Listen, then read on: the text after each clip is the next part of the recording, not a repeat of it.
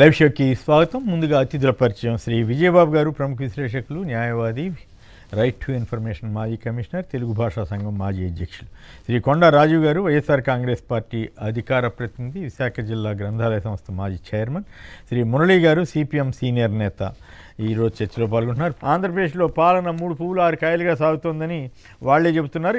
మురళీ గారు చెప్పండి, ఏమిటి ఈ నాగబాబు గారు కుక్కలు అంటున్నాడు ప్రశ్నిస్తే, మరి ఇంకోవైపు ఏమో సీఎం రమేష్ గారు అక్కడున్న పరిస్థితిని చాలా మొత్తం విశదీకరించి కలెక్టర్కి, ఎస్పీకి ఉత్తరం రాశారట. మీరేమంటారు? ముందుగా సంక్షిప్తంగా వీటి మీదకి వెళ్తే, తర్వాత వీటి మీద మాట్లాడుకుంటే, ఆ తర్వాత పోలవరం సంపద సృష్టిస్తేనే పంచే హక్కు ఉంటుందన్న చంద్రబాబు గారి వ్యాఖ్యల మీద తర్వాత వెళ్దాం. ముందుగా సంక్షిప్తంగా దీని మీద మాట్లాడండి దయచేసి. సార్ నమస్కారం. మీకు ప్యానెల్లో ఉన్నటువంటి పెద్దలకి, వీక్షకులకి అందరికీ సిపిఎం పార్టీ తరఫున నేను ముందుగా నమస్కారం తెలియజేస్తున్నాను. వాస్తవంగా నిన్ననే మా రాష్ట్ర మహాసభలు ముగిశాయి. గత 3 రోజులుగా నెల్లూరు పట్టణంలో సిపిఎం పార్టీ 27వ రాష్ట్ర మహాసభలు జరిగాయి. నిన్న సాయంత్రమే బహిరంగ సభ జరిగింది. ఆ బహిరంగ సభలో సిపిఎం పార్టీ పోలిట్ బ్యూరో సభ్యురాలు బృందాకరత్ గారు ప్రసంగం కూడా చేశారు. ఈ సందర్భంగా ఈ రాష్ట్రంలో ఉన్నటువంటి పాలన మీద ఆమె వ్యాఖ్యానాలు చేశారు. వాస్తవంగా తెలుగు రాదు, తెలుగు రాకపోయినప్పటికీ ఆమె కొన్ని పదాలు ఒత్తి పలుకుతూ సిగ్గులేని బాబు అని ఒక వ్యాఖ్యానం చేశారు. సిగ్గులేని బాబు అనే అర్థం ఏంటంటే ఆ తర్వాత కూడా వివరణ ఇచ్చారు. శ్రీనివాసరావు గారు కూడా ఇదే అంశం మీద మాట్లాడుతూ వివరణ ఇచ్చారు. క్యారెక్టర్ లేనటువంటి పద్ధతిలో చంద్రబాబు నాయుడు యొక్క వ్యవహార శైలి కొనసాగుతా ఉంది.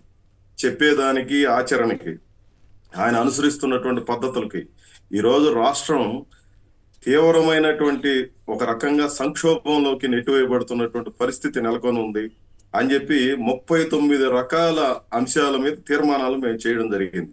39 రకాల అంటే ఒక తీవ్రమైనటువంటి సమస్యలు, ఈ రాష్ట్రంలో నెలకొన్నటువంటి తీవ్రమైనటువంటి సమస్యలు అంటే ఒక రాష్ట్ర స్థాయి మహాసభలో చర్చించడానికి మేము అనేక ప్రజా సమస్యల మీద అనేక సందర్భాల్లో అనేక మహాసభలో చర్చిస్తుంటాం, ఓ 11, 12. కానీ 7-8 నెలల కాలంలోనే 39 రకాలైనటువంటి తీవ్రమైన సమస్యలు ఈ రాష్ట్రంలో నెలకొని ఉన్నాయి. వాటి మీద పెద్ద ఎత్తున ఉద్యమాల్లోకి మేము రాబోయే రోజుల్లో వెళ్ళబోతున్నాము అని చెప్పి తీర్మానాలు చేయడం, నిన్న మహాసభలో కూడా బహిరంగ సభలో దీన్ని ప్రకటన చేయడం అనేది జరిగింది. నేను సారాంశంగా చెప్పదలుచుకున్నటువంటి అంశం ఏంటంటే, తెలుగుదేశం పార్టీ ఎన్నికలకు ముందు చెప్పిందేమి, ఎన్నికల తర్వాత అనుసరిస్తున్నదేమి, అనుసరిస్తున్నటువంటి దాన్ని, తప్పుడు మార్గంలో ఉన్నటువంటి దాన్ని ప్రశ్నిస్తే కుక్కలని, గాడిదలని, లేదంటే ఏది పడితే అది నోటికేమొస్తే ఆ మాటలు మాట్లాడడం అనేది ఏ రకంగా సవ్యమో నాకు అర్థం కాదు. ఇంకా ఆయన రాష్ట్ర మంత్రిగా కూడా రాబోయే రోజుల్లో రాబోతున్నాడు అని చెప్పి గతంలోనే తీర్మానం చేసుకున్నారు జనసేన, టీడీపీ పార్టీలు. అంటే మీరు ఏ రకంగా యోగ్యులు? సమస్యల్ని ప్రశ్నించాలి. వైసీపీ ప్రశ్నిస్తుందా, వామపక్ష పార్టీలు ప్రశ్నిస్తాయా? అసలు రాజకీయ పార్టీలే కాదు, ఒక సామాన్యుడు ప్రశ్నించే వాళ్ళని కుక్కలతో పోలిస్తే ఏమైనా అర్థం చేసుకోవాలా? కుక్కల కన్నా విశ్వసనీయత ఉంటుంది, మీకు విశ్వాసం కూడా లేదు. ఓట్లు వేసినటువంటి ప్రజలు మీ మీద ఇంత పెద్ద విశ్వాసం పెట్టి రాష్ట్రంలో గతంలో ఎప్పుడూ లేనంత గొప్ప విజయాన్ని మీకు ఇస్తే, ఈ రోజు మీకు చేతగాకపోతే, మీరు చేయలేకపోతే, సమస్యల్ని అడిగితే కుక్కల కింద భావిస్తూ, లేదంటే గోండాల కింద, లేదా ఏదో ఒక పేర్లు పెట్టేసి బాధ్యత లేకుండా మాట్లాడడం అనేది ఏ రకంగానూ సమంజసం కాదు. ఈ రోజు రాష్ట్రంలో తీవ్రమైనటువంటి పరిస్థితులు నెలకొని ఉన్నాయి. ముఖ్యంగా ధరల భారం అనేది ఎంత తారాస్థాయిలో ఉంది.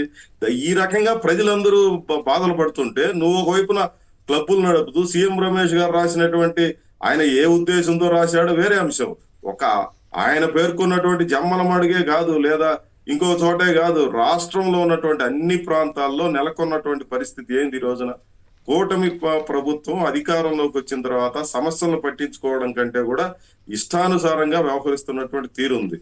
1 కాదు, 2 కాదు. మీరు ఇసుక సమస్య తీసుకోండి, మద్యం సమస్య తీసుకోండి, విద్యుత్ సమస్య తీసుకోండి. ఈ రోజు ధరల భారం ఎంత తీవ్రమైనటువంటి పరిస్థితికి వెళ్ళిపోయిందో మనకు అన్ని కళ్ళ కట్టినట్టు కనిపిస్తుంది. కాబట్టి ఈ పరిపాలన ఏ రకంగానూ ఆమోదయోగ్యంగా లేదు అనే విషయాన్ని చాలా స్పష్టంగా ప్రజలు వ్యక్తం చేస్తున్నటువంటి పరిస్థితులు ఈ రకంగా మాట్లాడడం సమంజసం కాదు అని చెప్పి మేము భావిస్తున్నాం. రైట్. రాజేంద్ర గారు ఒకరి లైన్లో ఉన్నారు. రాజేంద్ర గారు నమస్కారం. చెప్పండి, ప్రశ్నిస్తామంటూ వచ్చిన జనసేన పార్టీ, ఆ పార్టీ అధినేత పవన్ కళ్యాణ్ గారు, ఆయన సోదరుడు నాగబాబు గారు ఇప్పుడు ప్రశ్నించే వాళ్ళని కుక్కలు అంటున్నారు. మీరు ఒప్పుకుంటారా? సార్, అది ప్రశ్నించడానికి వచ్చిన పవన్ కళ్యాణ్ ప్రశ్నించడానికి పార్టీ పెట్టిన పవన్ కళ్యాణ్ అన్న నాగబాబు, జగన్ గారు అంత మంచి పథకాలు ఇచ్చినా అన్ని కార్యక్రమాలు చేసినా కూడా ఇది లేదు అది లేదు అన్న వాళ్ళు కుక్కలు అవుతారు. కానీ ఇప్పుడు ఏమీ చేయకుండా ఇది చేస్తలేరని ప్రశ్నించిన వాళ్ళు ఎట్లా కుక్కలు అవుతారు సార్? Okay, right. ఎంతో దారుణమైన మాట మాట్లాడుతూ ఉన్నాడు ఆయన. రైట్. ఏం చేద్దాం, అధికారం రాబోతోంది కదా, ఆ దర్పం అహంకారం అని అదంటారు కదా, రకరకాల పదాలు ఉంటాయి. కానీ ఆ పదాలని మనం వాడలేం. కానీ మీకైతే మీలో ఆ ఆవేదన ఆవేశం కలిగింది. ఏదో సినిమాలాగా డైలాగులు చెప్తే సరిపోతుంది అనుకుంటున్నారు పవన్ కళ్యాణ్ గారు. ఇప్పుడు పవన్ కళ్యాణ్ గారు ఆ ప్రశ్నించడం మానేశాడు కదా, ఆయన సరెండర్ అయ్యాడు కాబట్టి ప్రజలందరూ సరెండర్ అవ్వాలన్నది నాగబాబు ఉద్దేశం కావచ్చు. రైట్. విజయబాబు గారు చెప్పండి, మీరు ప్రశ్నించే హక్కు కోల్పోయినట్లయినా, ప్రశ్నిస్తే కుక్కలు నక్కలు అంటే ఎట్లా గోండాలంటున్నాడు నాగబాబు గారు. బహుశా మీకు పరిచయం కూడా ఉండొచ్చేమో, మిమ్మల్ని నేను ఇబ్బంది పెట్టదలుచుకోలేదు. కానీ ఆ సీఎం రమేష్ గారేమో అక్కడ జమ్మలమడుగులో క్లబ్బుల గురించి చెబుతున్నారు. మరి గుంటూరు మిగతా చోట్ల కూడా అదే పరిస్థితుంది కదా. మరి విశాఖపట్నం గురించి మిత్రుడు రాజీవ్ చెబుతాడు. మీరు దీని మీద సంక్షిప్తంగా మీ వ్యాఖ్య చేయండి. నాగబాబు గారు కుక్కల వ్యాఖ్యను మీరు సమర్థిస్తారా? పరిచయాలకి అంశాల వారి విమర్శలకి ఎటువంటి పరిస్థితుల్లో కూడా సంబంధం లేదండి.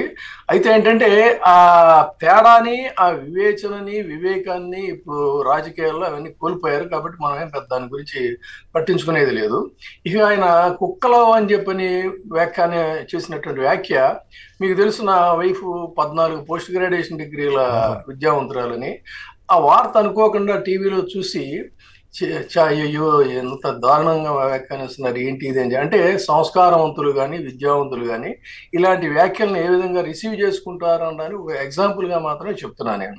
అయితే నా వరకు నేను మాత్రం దాన్ని ఒక ప్రశంసగా తీసుకున్నానండి. కారణం ఏంటంటే ఈ ప్రపంచంలో ఒక విశ్వాస జంతువు ఇంత కేవలం అదేం ఆశించదండి, ప్రేమ అభిమానం. కాస్త ఇంత ఫుడ్ పెడితే ఆశించేది ప్రేమ అభిమానం, దానికోసం ప్రాణాలు వదిలేటువంటి సంఘటనలు ఎన్నో ఉన్నాయి.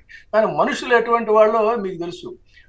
ఆ మనుషులకి కనీస మాత్రం ఒక విలువ, సంస్కారం, విశ్వాసం అనేది కించిత్ ఉండదు. పచ్చి అవకాశవాద రాజకీయాలే ప్రాతిపదిక, పచ్చి అవకాశవాద వ్యవహారాలే ప్రాతిపదికగా వ్యవహరిస్తారు. మా ఇంట్లో ఒక జర్మన్ షెపర్డ్, ఒక స్పిట్జ్, ఈ 2 ఉన్నాయి. అయితే ఒక ఈ స్పిట్స్ అనేటువంటిది అంటే పామేరియన్ డాగ్ లాగా ఉంటుంది అన్నమాట, వైట్ కలర్. అది దాదాపుగా 18 సంవత్సరాలు బతికింది. అది చనిపోతే నేను ఆర్టీఐ కమిషనర్గా నెల్లూరులో ఒక ఇంజనీరింగ్ కాలేజీలో మోటివేషన్ క్లాస్ తీసుకుంటున్నా. సరిగ్గా చనిపోయిందని వార్త తెలిస్తే మాట్లాడలేక వెంటనే హుటాహుటిని వచ్చి దానికి పూర్తిగా అంత్యక్రియలు చేసి ఇంటికి బంధువుల్ని మిత్రులను అందరినీ పిలిచి దానికి ఒక సమాధి కూడా కట్టించి ఎన్ని సంస్కారాలు మనిషికి చేస్తారో అవన్నీ కూడా చేసి అందరికీ బంధుమిత్రులు భోజనాలు పెట్టి బట్టలు కూడా పెట్టాం. అంటే ఒక జంతువు అనేటువంటిది కాదు, ఒక ప్రాణి, ఒక విశ్వాస పాత్ర, మనిషికి దగ్గరైన, ఇన్ని రకాల జంతువులు ఉంటే మనిషికి దగ్గరైనటువంటి జంతువు కేవలం శునకం మాత్రమే. అందుకని తర్వాత అతనికి పురాణాలు సనాతన ధర్మం గురించి మాట్లాడతారు కదా, సనాతన ధర్మం గురించి మాట్లాడే వాళ్ళు ఒక్కసారి కాశీ కనుక వెళ్ళినట్లయితే ఆ కాశీలో విశ్వేశ్వరుడిని చూస్తే భైరవుడు అంటే ఎవరు, ఆ భైరవుడు అనేటువంటి దీనికి పురాణాల్లో ఎందుకంత పవిత్రత వచ్చింది, ఇవన్నీ కూడా తెలుస్తాయండి. కాబట్టి ఊరికే మాటలు కాదు మాట్లాడాల్సింది, వాటి గురించి లోతుగా అధ్యయనం చేస్తే. మీ ఆవేదన అర్థమైంది సార్. ఈ ప్రోగ్రాం అయ్యే లోపు మీరు ఈ కుక్క మీద, నాగబాబు చేసిన కుక్క వ్యాఖ్యల మీద మీరు మంచి కవిత్వం చెప్పాలని నా కోరిక. మరి మీకు వీలైతే నేను మిమ్మల్ని ఇబ్బంది పెడతాను. మా కుక్క చనిపోయినప్పుడు ఒక దాని మీద కవిత్వం కూడా రాశానండి. చెప్పండి. లాంగ్ ఇప్పుడు గుర్తులేదు కానీ నాకు లాంగ్ పోయిటరీ కూడా దాని మీద కొత్త విషయం సంక్షిప్తంగా దానికి అంకితం ఇచ్చాను నేను ఆ సందర్భంగా. 4 చరణాలు 4 లైన్లలో ఎందుకంటే మీలో ఆ శక్తి ఉంది కాబట్టి జనానికి ఆసక్తికరంగా ఉంటుందనే ఉద్దేశం తప్ప ఇంకోటి కాదు. రైట్. రాజీవ్ గారు చెప్పండి, ఏమిటి మన సీఎం విష్ణుమూర్తి గారు ఒకరు లైన్లో ఉన్నారు, కోనసీమ. చెప్పండి, ప్రశ్నిస్తే కుక్కలు అంటున్నాడు నాగబాబు గారు, మీరు ఒప్పుకుంటారా? నమస్కారం బాబు. కొమ్మినేని శ్రీనివాసరావు గారు, విజయబాబు గారు, కొండ రాజీవ్ గారు, మురళి గారికి నమస్కారం అండి. ఏమండి, సంపద సృష్టిస్తేనే నేను పంచుతానన్నప్పుడు ఎన్నికల ముందు ఎందుకు చెప్పలేదు? ఓకే, దానికి చెప్పాలి కదండి. అవును అవును. ఎన్నిక ముందు చెప్పానండి వాగ్దానాలు అమలు అవుతాయా అమలవు అని. అదే అదే అదే లోకేష్ బాబు కాళ్ళను పట్టుకోండి, అమలు చేయకపోతే మమ్మల్ని కాళ్ళను పట్టుకోండి అని అడిగాడండి ఆయన. అవును అవును. ఇప్పుడేమో ఇప్పుడు హక్కు లేదంటున్నాడు. ప్రజల్ని మాయ మాటలు చెప్పి మభ్య మాటలు చెప్పి పరిపాలన చేజిక్కించుకుంటే ఎంత దుర్మార్గంగా ఉంటుందండి. ఒక అన్యాయం ఎంత దుర్మార్గం ఉండదు. సత్యారిచంద్రుడు ఒక మాట కోసం అడుగులు పోలేవాడండి. ఈయనేటండి ఏదో సీఎం పదవి కోసం ప్రజలందరినీ మోసం చేయడం ఎంత దగ అంటారు. ఇది దగ కోరుతున్నాం కదా, చేతగడం కదా, దిగిపోతానండి. Right, okay. వెధవ ఇట్లాంటి పదాలు వాడమాకండి దయచేసి. వెధవ సీఎం పదం అనేది గౌరవమైన పదం, గౌరవమైనటువంటి పదవి. దయచేసి వెధవ అన్న పదాన్ని విత్డ్రా చేసుకోండి. తప్పు. ఎవరు సీఎంగా ఉన్నా గౌరవించాలి. మనం విధానాల మీద మాట్లాడాలి తప్ప అభ్యంతరకరమైన పదాలు వాడకూడదు ఎట్టి పరిస్థితుల్లో. సో మీరు ఆ పదం విత్డ్రా చేసుకోండి మిత్రమా విష్ణుమూర్తి గారు. రైట్. వెంకట్రావు గారు విజయవాడ నుంచి. వెంకట్రావు గారు నమస్కారం, మాట్లాడండి సంక్షిప్తంగా. సార్ నమస్కారం. సార్ నమస్కారం, మాట్లాడండి సార్. ఈ గుంటూరులోని ప్లేకార్డ్ క్లబ్లు ఎన్ని ఉంటాయి మీరు ఆశ్చర్యపోతారు సార్. ఎక్కడ? గుంటూరులో ప్లేకార్డ్ క్లబ్ ఒక్కొక్క షిఫ్ట్ కి 70 మంది పనిచేస్తారు సార్. షిఫ్ట్ కి 70 మంది క్లబ్ లో? ఏపీ ఆంజనేయులు గారిని ఎస్పీగా పనిచేశారండి. ఆయన వచ్చి గుంటూరు ఎస్పీగా పనిచేసినప్పుడు రోడ్ షీటర్లు అందరినీ ఏరిచ్చాడండి ఆయన మొత్తాన్ని. ఒక్క దెబ్బకి క్లబ్ పేరు కూడా ఎస్వీఎస్ ఏదో ఉందండి, ఎస్వీఎల్ లో ఉంది క్లబ్. ఎస్పీ ఆంజనేయులు గారు సింగల్కి వెళ్ళి అక్కడ నుంచొని ఎవరెవరు ఎంత ముందుకు వెళ్తున్నారో అని మామూలుగా వెళ్ళి చూశారు సార్ మొత్తం. ఓకే. అలాంటి అదొకటి. అక్కడ మిర్చాది కూడా పెట్టేస్తారు సార్. ఈ మిర్చాది రైతులు పాపం వస్తే రాయిస్తారు అమ్ముకుంటారు. అక్కడ కూడా ప్యాకెట్ కబ్బులు వాడతారు సార్. అక్కడ కూడా ఉన్నాయి ప్యాకెట్ కబ్బులు. గుంటూరు. రైతులకు తెలియదు సార్. డబ్బులు వస్తాయి ఆనందంలో ఏంటంటే అవునండి. దారుణం. మరి అట్లా కాదు, జగన్ గారి టైంలో ఇవన్నీ కంట్రోల్ అయినాయా లేవా? మొత్తం తీపిచ్చాను ఆంజనేయులు, పరిగెత్తిచ్చాను ఆంజనేయులు గారు మొత్తం. అదే అప్పుడేమో క్లబ్బులు లేకుండా చేస్తేనేమో మంచిది కాదంటే ఇప్పుడు క్లబ్బులతో విలసిల్లుతూ అంటే ఆంధ్రప్రదేశ్ ప్రజలు మరి ఆ జోదాలకు అలవాటు పడుతున్నారో మద్యానికి అలవాటు పడుతున్నారో మరి చూడాలి. ఇక రాజీవ్ గారు చెప్పండి, ఏమిటి మీ ఎంపీ గారితో, అనకాపల్లి ఎంపీ గారితో రాష్ట్రం అంతా ఈ పరిస్థితి ఉంది సార్ అని చెప్పిస్తే బాగుండేదేమో. నాగబాబు గారేమో ప్రశ్నించే వాళ్ళందరినీ కుక్కలు నక్కలు అంటాడు. ఇది ఎక్కడ గొడవ? కేఎస్ఆర్ గారు, మీకు మీతో పాటు పాల్గొన్న ప్యానలిస్టులకి, సాక్షి టీవీ న్యూస్ ఛానల్ వీక్షకులందరికీ కూడా నా హృదయపూర్వక నమస్కారాలు, శుభోదయం. ముందు నాగబాబు గారు అంశాన్ని మాట్లాడితే అధికార మదం తలకెక్కిపోతే ఈ రకమైనటువంటి మాటలే వస్తాయని నాకైతే అనిపిస్తుంది. ఎందుకంటే నాగబాబు గారి ఆ సినీ కెరీర్ లో ఎలాగ ఆయన పెద్దగా విజయాలు లేవు అనుకోండి, రాజకీయ జీవితంలో కూడా వ్యక్తిగతంగా విజయాలు ఏం లేవు. సరే, వాళ్ళ తమ్ముడికి వచ్చి విజయాన్ని ఏదో ఈయన విజయం అయిన పార్టీ నాయకుడిగా ఆ విజయం అనేటువంటిది నాగబాబు గారు మీరు గుర్తుపెట్టుకోవాలి. మీకు వచ్చిన విజయం లాటరీ. వైఎస్ఆర్ కాంగ్రెస్ పార్టీ విజయం అనేది ఓ హిస్టరీ, దాన్ని మర్చిపోవద్దు నాగబాబు గారు. ఎందుకంటే మీరు కుక్కలతో పోలుస్తున్నారు అని అంటే 2 రకాలుగా నేను దాన్ని అభివర్ణిస్తాను. ఒకటి, ప్రజల మంచి కోసం, ప్రజల అభివృద్ధి కోసం, ప్రజలకు మీరు చేస్తారన్నటువంటి హామీలు నెరవేర్చండి మిమ్మల్ని నిలదీస్తుంటే మమ్మల్ని మీరు కుక్కలతో పోలుస్తున్నారే. ఎస్, మేము కుక్కలం అయి ఉండొచ్చు గాక, కానీ ప్రజలకి రక్షణ కల్పించే కుక్కలమే మేము. ప్రజల సొమ్ముని దోచుకునే దొంగలు మీరైతే మిమ్మల్ని తరిమి కొట్టే కుక్కలమే మేము. We are watch dog for the state. మీరు మాటలు చాలా జాగ్రత్తగా మాట్లాడాలి నాగబాబు గారు. మంత్రి పదవి ఏదో ఆలస్యం అవుతున్నట్టుంది. ఆ ఆలస్యానికి మీ కడుపులోంచి మంట మా మీద పెట్టకుండా మీకు చేతనైతే మీ తమ్ముడినో లేదా చంద్రబాబు మీద మీ యొక్క పదజాల ప్రయోగాన్ని చేస్తే మంచిది తప్పితే ప్రజాస్వామ్యానికి ఇది మంచి పద్ధతి అయినటువంటి మాట కాదు. ఒకవేళ మీరు మా వైపు చూపిస్తే మిగతా 4,000 మీ వైపు చూపిస్తే అంటారు. అయితే ఇంకోటి, ఆ రెడ్డి ఈ రెడ్డి అని చెప్పి రెడ్లను కూడా అవమానించినట్లుగా సోషల్ మీడియాలో వస్తుంది. అది వాస్తవమేనా సార్? ఇక్కడ మీరు గమనించండి సార్, చాలా స్ట్రాటజికల్ గా పవన్ కళ్యాణ్ కానీ లేదంటే కొంతమంది ఇప్పుడు నాగబాబు గారు లాంటి వాళ్ళు కానీ కాపులకి రెడ్లకి లేనటువంటి కొత్త వైరాన్ని సృష్టిస్తున్నారు. వీళ్ళు యాక్చువల్లీ కాపులకి యాంటీ ఎవరు అంటే కమ్మవారు అనేటువంటిది ఒకప్పుడు ఉండేది, వంగవీటి మోహన్ రంగ గారి హత్యలు కానీ గత చరిత్ర కానీ. కానీ ఇక్కడ ఏంటంటే కొత్త భాష్యాన్ని పలికిస్తూ కాపులకి రెడ్లకి కూడా వైరాన్ని క్రియేట్ చేయాలనేటువంటి ఆలోచనలో నాగబాబు గారు ఇప్పుడు రెడ్ల గురించి ఈ విధంగా నాగబాబు మాట్లాడగానే రెడ్లలో కొంతమంది ఖచ్చితంగా రియాక్ట్ అవుతారు కదా. రియాక్ట్ అయినప్పుడు ఏం చెప్తున్నారు, అగో మళ్ళీ మన కాపౌండ్ అన్నారని. నేను కూడా కాపౌండే, కాపుడమైనంత మాత్రాన కాపులకి రెడ్లకి మధ్య నీ రాజకీయంగా నువ్వు అభివృద్ధి చెందడం కోసం, రాజకీయంగా చలికాచుకోవడం కోసం కాపులకి రెడ్లకి మధ్య ఒక వైరాన్ని మంటల్ని సృష్టించాల్సినంత అవసరం ఏమొచ్చిందని చెప్పి నాగబాబు గారిని అడుగుతున్నా. నాగబాబు గారు రెడ్ల గురించి మాట్లాడినా లేదంటే వైఎస్ఆర్ కాంగ్రెస్ పార్టీ గురించి మాట్లాడినా ఇదంతా కూడా రాజకీయ ఇంగిత జ్ఞానం లేకపోవడం వల్ల వచ్చినటువంటి మాటలు. ఎందుకంటే ప్రశ్నిస్తే కుక్కలంటే మరి ప్రశ్నించడానికే పార్టీ పెట్టిన పవన్ కళ్యాణ్ గారు ఏమవుతారు? ప్రశ్నించడానికే పనిచేస్తున్నటువంటి జన సైనికులు ఏమవుతారు? మీరు అధికారంలో ఉన్నప్పుడు ప్రశ్నిస్తే మీరు హీరోలా? మీరు అపోజిషన్ లో ఉండి మేము అధికారంలో ఉండి మమ్మల్ని మీరు ప్రశ్నిస్తే మీరు హీరోలు, మనల్ని ఎవరు ఆపేది అంటారు. అదే మీరు అధికారంలోకి వచ్చి మీ తప్పులను, మీ అన్యాయాలు, మీ అవినీతి, మీ అక్రమాలని మేము ప్రశ్నిస్తే మమ్మల్ని కుక్కలని అంటారా? ఇది ఖచ్చితంగా నాగబాబు గారి యొక్క మాటల్ని విత్డ్రా చేసుకుని బాహ్య సమాజానికి ఖచ్చితంగా క్షమాపణ చెప్పాలి. లేదంటే పవన్ కళ్యాణ్ కూడా ఆయన కుక్కని తిట్టినట్టే అర్థం అవుతుంది. ఇంకా అంతకన్నా మనం ఏం చెప్పలేము దీని మీద. Right, okay. ఇక మరి సీఎం రమేష్ దాని మీద కూడా సంక్షిప్తంగా ఒక మాట చెప్పండి. సీఎం రమేష్ గారు రాసినటువంటి లేఖ ఖచ్చితంగా అది ఒక మా ప్రాంతంలోనే కాదు, విశాఖపట్నం మొత్తం, ఉత్తరాంధ్ర మొత్తం ఒకప్పుడు చాలా సౌమ్యంగా ఉండే ప్రాంతం. ఈ రోజు ఈ ప్రాంతంలో అక్రమాలు, అవినీతి, అరాచకం. ఇది ఎందుకు నేను చెప్తున్నా అంటే చంద్రబాబు నాయుడుకి అధికారం ఇస్తే ఏం జరుగుతుంది? అవినీతి, అణచివేత, అరాచకం, అక్రమాలు, అక్రమార్జన. అదే జగన్మోహన్ రెడ్డి గారికి అధికారం ఇస్తే అభివృద్ధి, ఆదుకోవడం, అండగా నిలబడడం, ఆలింగనం చేసుకోవడం, ఆశీర్వదించడం, ఇది జగన్మోహన్ రెడ్డి గారు. కానీ ఈ రోజు ఏదైతే సీఎం రమేష్ గారు రాసినటువంటి లేఖ ఉందో ఆ లేఖ మా ప్రాంతాలకే కాదు యావత్ ఆంధ్ర రాష్ట్రం మొత్తానికి కూడా అర్థం పడుతుంది. ఇక్కడ ఇంకో విషయాన్ని మీరు గమనించండి సార్. స్టీల్ ప్లాంట్ కి సంబంధించిన అంశం తేకూడదు కానీ తేవాల్సినటువంటి సందర్భం వచ్చేసింది. ఎందుకంటే సుమారు నిన్న ఎంతమంది సార్? 1600 మంది స్టీల్ ప్లాంట్ ఎంప్లాయీస్ బీఆర్ఎస్ కి అప్లై చేశారు సార్. 1600 మంది. అందులో 660 ఎగ్జిక్యూటివ్, 940 నాన్ ఎగ్జిక్యూటివ్.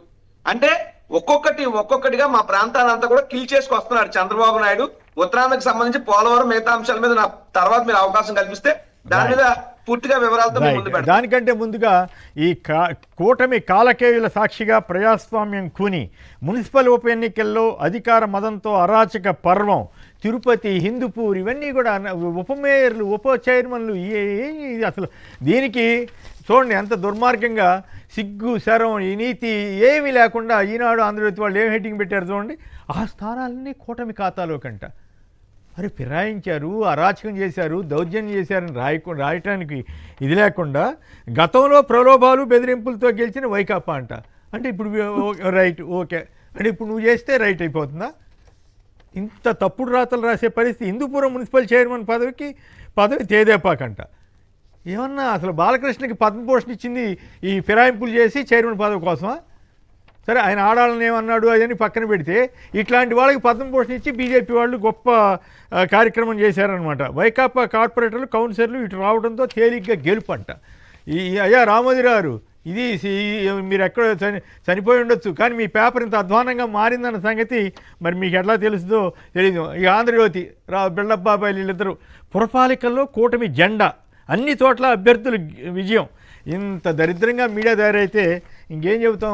విజయబాబు గారు చెప్పండి. నిన్న తిరుపతిలో జరిగిన ఘటన, బస్సుల మీద రాళ్ళేయటం, ఆ కిడ్నాప్ చేసిన వాళ్ళ మీద కిడ్నాపర్స్తో తీసుకెళ్ళి మళ్ళీ వాళ్ళతో డెబ్బై అట్టేం కాదని చెప్పించడం ఏమనిపిస్తుంది? మురళీ గారు అయితే తిరుపతి వాస్తవ్యులు కాబట్టి ఆయన డీటెయిల్గా కొద్దిగా మాట్లాడతారు. ముందుగా మీరు మాట్లాడండి విజయబాబు గారు.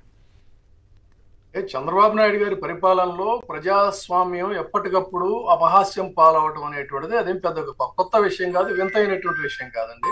కాకపోతే నిన్న జరిగిన దాంతో ఏమైందంటే ఇప్పటి వరకు కూడా అసలు వైసీపీ ఇంత దారుణంగా ఎందుకు ఓడిపోయింది, వీళ్ళు ఎలా గెలిచారు, ఆ నిజంగా ఏదన్నా జరిగిందా అనేది ప్రజల్లో కొంత అనుమానాలు ఉన్నాయి కొంతమందికి. అవునా అలా జరిగి ఉంటుందా, జరిగే అవకాశం ఉందా అని.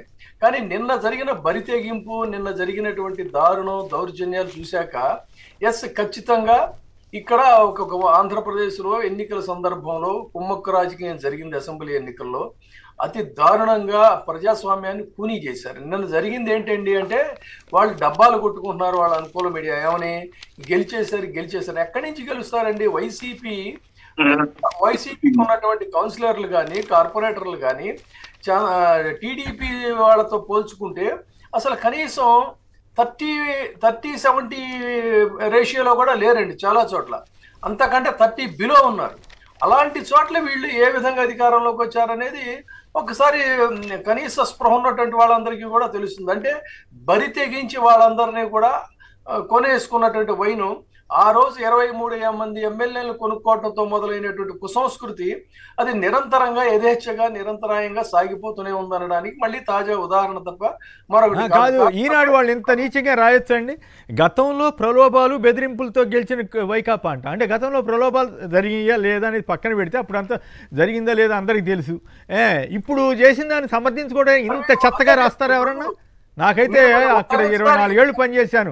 ఇంత నీచంగా అప్పట్లో రాసినట్టు నాకైతే ఎప్పుడు అనిపించలా. కానీ ఇంత దిగజారిపోద్దా ఈ పత్రిక? సరే జ్యోతిషంగా సరే సంక్షిప్తంగా దాని గురించి కూడా మాట్లాడతారా? పట్టపగలు బరి తెగించి బస్సుల్లోకి దూరి మహిళల్ని కూడా మనం ఉచ్చరించలేనటువంటి భాషలో మాట్లాడినటువంటి ఈ బరి తెగింపు, ఈ బార్బేరియన్ కల్చర్ ఆంధ్రప్రదేశ్ చరిత్రలో గతంలో ఎన్నడూ జరగనటువంటి ఒక దౌర్భాగ్యమైనటువంటి చరిత్ర. ఈ మూకదాడి అంటారు దీన్ని. ఈ మూకదాడిని చూసి అసలు సభ్య సమాజం ఇష్టపోతుందండి. దేనికోసం అని చెప్పారు. పైగా ఇంకొకటి, వీళ్ళు గెలిచామన్నారు. ఎస్, వాళ్ళు గెలిచారు, ప్రజాస్వామ్యాన్ని ఓడించారు. పూర్తిగా పట్టపగలు నడి బజారు మీద ప్రజాస్వామ్యాన్ని ఓడించి వీళ్ళు గెలిచామని చెప్పని ఆనందిస్తున్నారు. దేనికోసం అండి? ప్రజాస్వామ్యాన్ని కూనీ చేసిన తర్వాత మీరు కొనుక్కున్నటువంటి ఆ కార్పొరేటర్లు, ఆ చైర్మన్లు, డిప్యూటీ మేయర్లు కొనుక్కున్నారు. కాబట్టి అమ్మకానికి సిద్ధమైనటువంటి వీళ్ళు కూడా ఇక్కడ గమనించాల్సింది ఏంటంటే, టీడీపీ వ్యవహారాలు అమ్ముడుపోయినటువంటి మీరు వన్ టైం విస్తరాకులు లాంటి వాళ్ళు అనేది గమనించాలి. ఫర్దర్ గా వాళ్ళు ఏదో ఉత్సాహపడి ఇప్పుడు వెళ్ళారు తప్ప తినిపారేసినటువంటి విస్తరాకుల్లాగా ఆ పార్టీలో ఉంటారు తప్ప లేదు. కేరళ హైకోర్టు అయితే ఆల్రెడీ ఓ తీర్పు ఇచ్చింది. ఇట్లా కౌన్సిలర్లని పార్టీ మారితే వాళ్ళు అనర్హత వేటు వేసేయాల్సిందే అని చెప్పి తీర్పు ఇచ్చింది. అది చూద్దాం. రాజు మాట్లాడండి ప్లీజ్. సార్, ఇక్కడ ఒక ముఖ్యమైన అంశాన్ని ఇంకా 2-3 ఇంపార్టెంట్ అంశాల్లోకి వెళ్ళాలి. ఇదే దీనికి సంబంధించిందే. అంటే జగన్మోహన్ రెడ్డి గారి పాలనకి చంద్రబాబు నాయుడు గారి పాలనకి ఒక వ్యత్యాసం క్లియర్ కట్ గా మీకు గుర్తుండే ఉంటది. రాష్ట్రం మొత్తం కూడా అసలు ఆ జగన్మోహన్ రెడ్డి గారికి ఏదైతే 151 సీట్స్ మ్యాండేట్ తర్వాత ప్రతి పురపాలకలో అంటే స్థానిక సంస్థ ఎన్నికలన్నింటిలో కూడా బ్రహ్మరథం పట్టారు ప్రజలు. అయితే తాడిపత్రి అనేటువంటి ఒక మున్సిపాలిటీలో ఒకే ఒక్క సీటు తేడాతో తెలుగుదేశం పార్టీ ఆధిక్యంలో ఉంది.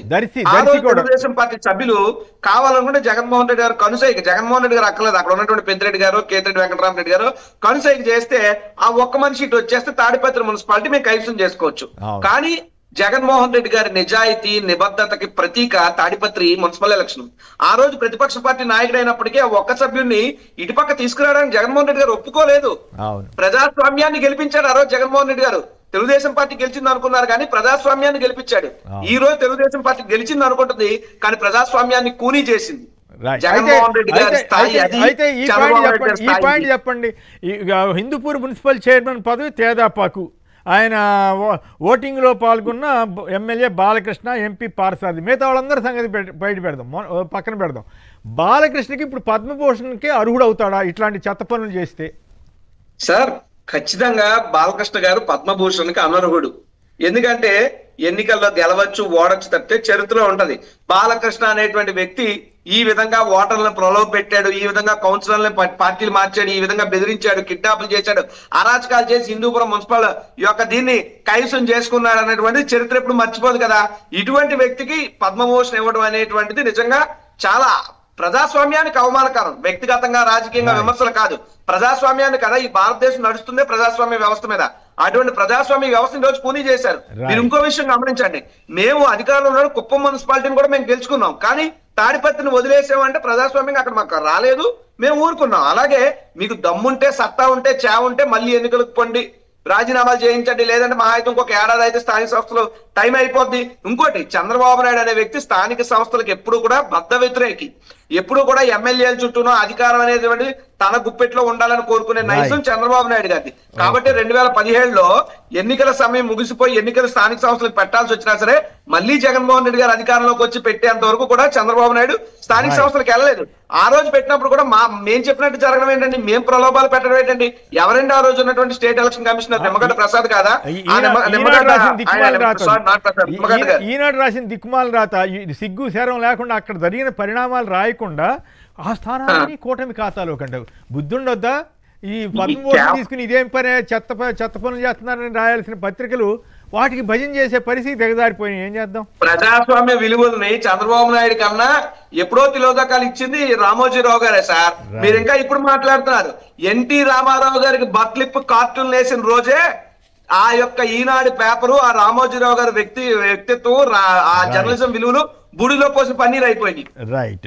అప్పటి నుంచి ఇప్పటిదాకా మొదలవుతూనే ఉంది, అది అలా కంటిన్యూ అవుతూనే ఉంది. నుంచి సునీల్ గారు వ్యాపార లావాదేవీలు అవన్నీ అట్లా చేస్తాయి, ఆ వైపు తీసుకెళ్తాయి. సునీల్ గారు తిరుపతిలో జరిగిన అరాచకం మీద మీరేమంటారు? బస్సు మీద రాళ్ళేయటం కానీ, కౌన్సిలర్ని కిడ్నాప్ చేయటం కానీ, కార్పొరేటర్ని మీకేమనిపించింది? మీకు అక్కడ ఉండేటువంటి మురళన్న గారికి, రాజీవ్ గారికి, విజయబాబు గారికి నమస్కారాలు సార్. మురళన్న ఒక మాట చెప్తున్నాను, నిజంగానే రాజకీయాల గురించి మేము మొదట్లో అసలు నాకు రాజకీయాల గురించి తెలియనప్పుడు మీరు మీ దగ్గర నుంచి మేము నేర్చుకున్నాం అన్న. ఫస్ట్ ఇంకా అసలు నాకు గొప్ప ఏ పార్టీలు ఏమేమి తెలియనప్పుడు నిజంగానే ఈ రోజు నాకు ఏమని తెలిసినప్పుడు సినిమాలో జరిగినటువంటి ఏదైతే మనం చూసామో దాన్ని కరెక్ట్ మాకు ఒక భయం అనేది ఏర్పడింది. ఇప్పుడు వీళ్ళు డైరెక్ట్ గా తీసుకెళ్లి ఇంత జరిగినప్పుడు కరుణాకర్ రెడ్డి గారు అందరూ కూడా కోర్టులో వేసారు, ఎస్కార్ట్ తెచ్చున్నారు సార్. రేపు మా పరిస్థితి ఏందో నాకు అర్థం కావడం వల్ల రేపు భవిష్యత్, ఎందుకంటే ప్రభుత్వ సంక్షేమ పథకాలు ఉండే వాళ్ళందరినీ కూడా ఈ రకంగా చేస్తే రేపు మేము ఓటు ఏ విధంగా వేయగలుగుతాం? ఇప్పుడు కార్పొరేట్లు అంటే కొంతమంది డబ్బులు ఉండే వాళ్ళు ఉండొచ్చు, కొంతమంది డబ్బులు లేని వాళ్ళు కూడా ఉండొచ్చు. వాళ్ళకి రక్షణ లేనప్పుడు ఇప్పుడు రేపు మా పరిస్థితి ఏందో మాకు అర్థం కావడం. తప్పులు జనానికి, తప్పు లోకేష్ గారిది కాదు. ఆయన మొదటి నుంచి చెబుతాను, నేను రెడ్ బుక్ పాలన తీసుకొస్తాను అంటే ఆయన రాజకీయ పాలన అన్నాడు. నా మాబోటాడు రాజకీయ పాలన అంటే రాక్షస పాలన అని. ఇప్పుడు అదేగా జరుగుతూ ఉంది. అయినా ప్రజలు ప్రశ్నిస్తే కుక్కలు అంటున్నాడు ఇంకో ఆయన. సో ఈ పరిణామాలు ప్రజలదే తప్పు తప్ప వాళ్ళదేం తప్పు కాదని మనం అనుకోవాలి ఇక, అంతే. రైట్. మునిస్వామి గారు చిత్తూరు నుంచి సంక్షిప్తంగా. సార్ నమస్కారం సార్. మీకు ముగ్గురికి నమస్కారం సార్. నమస్కారం, మాట్లాడండి. ఇప్పుడు తిరుపతిలో కార్పొరేటర్ మొత్తం వైఎస్ఆర్ చెప్తే ఉంది. అవును. వీళ్ళకి ఒక్కరు తప్పితే యావది లేదు. అవును. ఈ నాగబాబు నేను వాడకూడదు కానీ కుక్కలు అంటే మనుషులు, కుక్కలు అంటే వాడు మనిషి వాడు. Okay okay okay. మరి మీకు కోపం ఎక్కువగా ఉన్నట్టుంది. దయచేసి అభ్యంతర పదాలు వాడి మళ్ళీ మనం అట్లాంటి తప్పు పనం చేయొద్దు. రైట్. మురళి గారు చెప్పండి, ఏమిటి నిన్న జరిగిన తిరుపతి ఇష్యూ కానీ, పద్మభూషణ్ సాధించుకున్న బాలకృష్ణ గారి నాయకత్వంలో చంద్రబాబు గారు అంటే అట్లాంటి ఎన్నో చేశాడు, ఏదో కథలు నడుపుతూ ఉంటాడు, ఆయన కథ వేరు. ఆయనకు కూడా మరి ఏమైనా పద్మవిభూషణ్ ఇస్తారేమో భవిష్యత్తులో ఇవన్నీ చేసినందుకు కానీ. బట్ ఆయనేమో పద్మభూషణ్ చేసుకుని చక్కగా ఇట్లాంటివి తెచ్చుకుని ఇట్లాంటివి చేస్తున్నాడు. తిరుపతిలో జరిగిన ఘటనలు వీటన్నిటి మీద మీరు మాట్లాడితే తర్వాత పోలవరం సంపదకి వెళదాం. సార్ ఇప్పుడే ఒక బ్రేకింగ్ న్యూస్ వస్తుంది. తిరుపతిలో బ్రేకింగ్ వార్త ఒక న్యూస్ వస్తుంది టీవీ ఛానల్స్ లో. ఏందనంటే తిరుపతిలో ఉన్నటువంటి ఆ వైసీపీ ఎమ్మెల్సీ డాక్టర్ సుబ్రహ్మణ్యం గారు, ఆయన డాక్టర్, వాస్తవంగా ఒక హాస్పిటల్ పెట్టుకొని నడుస్తుంటాడు. గతంలో తెలుగుదేశంలోనే ఉన్నాడు. ఆయన వైసీపీ ఎమ్మెల్యేగా గెలిచాడు. ఆయన కూడా కిడ్నాప్ చేశారు అని చెప్పి వస్తోంది ఇప్పుడే. అంటే నిన్న 4 కార్పొరేటర్లని కిడ్నాప్ చేశారని, మొత్తం గొడవగా ఉందని, ఆఖరికి మహిళలు ఉన్నటువంటి ఇళ్ల దగ్గరికి వెళ్ళి కూడా, కార్పొరేటర్లు ఉన్నటువంటి మహిళల దగ్గరికి వెళ్ళి గొడవ చేశారని, ఇవన్నీ కూడా ఉదయాన్నే మీడియాలో నేను కూడా చూశాను. వాస్తవంగా ఇంత అన్యాయమైన పరిస్థితిని గతంలో ఎప్పుడూ చూడలేదు.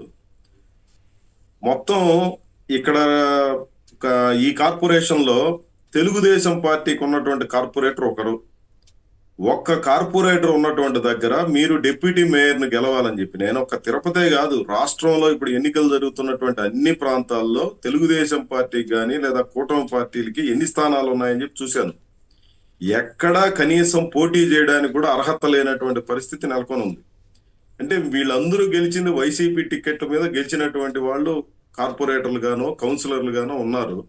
నీకు ఏ రకమైనటువంటి బలం లేకుండా ఎదుటి వాళ్ళను నేను లోపరుచుకొని నేను గెలుస్తామనంటే ఇది ఒక ప్రజాస్వామ్యం అని చెప్పి ఏ రకంగా దాన్ని భావించాలి? నేనేమి వైసీపీని సమర్థించడం కాదు, వైసీపీ చేసిన తప్పులకు వ్యతిరేకం కూడా చాలా పెద్ద ఎత్తున స్థానిక సంస్థల ఎన్నికల సందర్భంగా ఫైట్ చేశాం మేమంతా కూడా. వాళ్ళు కూడా ఆ రోజున అధికారంలో ఉన్నాం కదా అని చెప్పి ఇష్టం వచ్చినట్టుగా వ్యవహరించారు. అంటే నేను ఒకటే కోరేది, ఆ రోజున ఇదే తెలుగుదేశం పార్టీ వాళ్ళు మాతో కూర్చొని ధర్నాల్లో పాల్గొన్నారు, అప్రజాస్వామికంగా వ్యవహరిస్తా ఉన్నారు, అన్యాయంగా ప్రవర్తిస్తా ఉన్నారు అని చెప్పేసి వాళ్ళ అభ్యర్థులందరూ మా ఆఫీసుల దగ్గరికి వచ్చి మాకు రక్షణగా మీరు రండి అని చెప్పి మేము పోయి అనేక చోట్ల వాళ్ళకి ప్రజాస్వామ్యాన్ని బతికించడం కోసం వాళ్ళు ఇచ్చినటువంటి దరఖాస్తుల్ని ఆమోదించండి అని చెప్పి కిడ్నాపులకు వ్యతిరేకంగా చాలా పెద్ద ఎత్తున ఫైట్ చేశాం. ఈ రోజు నువ్వేం చేస్తున్నావు? వాస్తవంగా అప్రజాస్వామికంగా జరిగింది అనుకుందాం, నువ్వు ఒక ప్రత్యేక చర్చ పెట్టి మొత్తం ఎన్నికల రద్దు, కొత్తగా ఎన్నికలకు పోండి. కనీసం మా ప్రజాస్వామ్యం మీద ప్రజల మీద గౌరవం ఉంటే మీకు అర్థమవుతుంది. అట్లాంటివి ఏమి లేకుండా ప్రజాభిప్రాయాన్ని పరిగణలో పెట్టుకోకుండా ఇష్టం వచ్చినట్టుగా ప్రవర్తించడం అని అంటే, నిన్న తిరుపతిలో జరిగినటువంటి ఘటన ఎంత అన్యాయంగా ఉందంటే, బస్సు మీద వచ్చి దాడి చేస్తారు. బస్సు లోపల ఉన్నటువంటి వాళ్ళని, కార్పొరేటర్ని పట్టుకొని కిందకి తీసుకుని వెళ్ళి కిడ్నాప్ చేసుకుని వెళ్ళిపోతారు. వాళ్ళు ఆ తర్వాత వీడియోలు పెడతారు, ఏమని, మమ్మల్ని ఎవరు కిడ్నాప్ చేయలేదు, మేమంతా వేరే పని మీద అర్జెంటుగా వచ్చున్నాము, సాయంత్రానికి ఇంటికి చేరుతామని చెప్పి ఇదే కార్పొరేటర్లు వీడియోలు పెడతారు. ఈ వీడియోల్ని తెలుగుదేశం పార్టీ నాయకులు ప్రెస్ మీట్ లో రిలీజ్ చేస్తారు.